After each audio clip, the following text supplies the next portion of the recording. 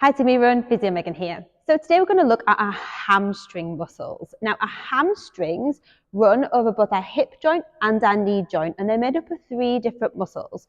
So we've got our bicep femoris, which is our biggest one, and that comes and attaches down the outside of our knee. Our semitendinosus, which sits a little bit more medially, and our semimembranosus, which is the most medial and comes down and attaches towards the inside of our knee. Now, the hamstring helps to flex the knee and extend the hip, and it also really helps us with deceleration. So really, really important that runners have strong hamstrings, mobile and flexible hamstrings.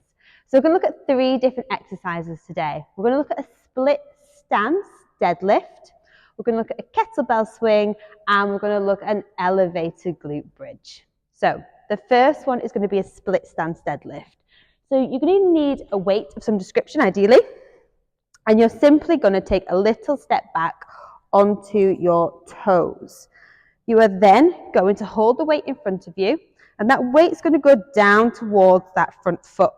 You're going to hinge at the hip with a really soft bend in the knee, not a big bend, because you'll feel that work the quad more. It needs to be just a soft bend. Hinging at the hip, leaning forward until you feel some tension in the back of that hamstring, and then you're going to come back up. We don't always need to be reaching all the way to the floor. You might find that if you start rounding your back off, you lose the tension in that hamstring.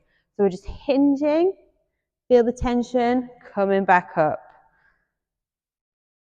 And by going into a split stance position, we just load that front leg up a little bit more. So if I just show you on the other side, take a step back onto those toes. That dumbbell is going straight down towards my toes. Soft bend in the knee, but it's all that movement is really coming from the hip. And I can feel that here. Split stance deadlift. Okay, so the next exercise, we're going to use a kettlebell for this. Now, technically, you could use a dumbbell as well if you wanted to. Just makes the grip a little bit trickier. And we are going to really utilize that hip hinge again. So we're going to do a kettlebell swing. So what we want to do is hinging at the hip. So we've got this movement, not this movement. We're not squatting, okay, hinging at the hip. And then as we keep hinging, we're going to use our hip muscles to drive that kettlebell up in front of us. And if we really want a big one, we can elevate that to a full American kettlebell swing, they're called. They are your second exercise. Exercise number 3 are elevated glute bridges. So you want a chair or a box or something like that. You're going to have your feet on the box, and you're simply going to bridge your glutes off the floor. You should really feel that into your hamstrings. You might have a little adjustment. You might want your feet a little bit further away, just to feel that loading up a little bit more.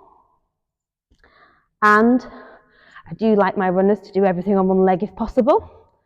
So you can advance that to single leg if you need to make it a little bit more challenging.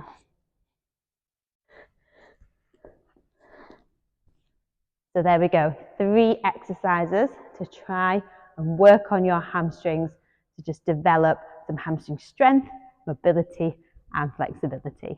Any questions? Get in touch, guys. Other than that, happy running.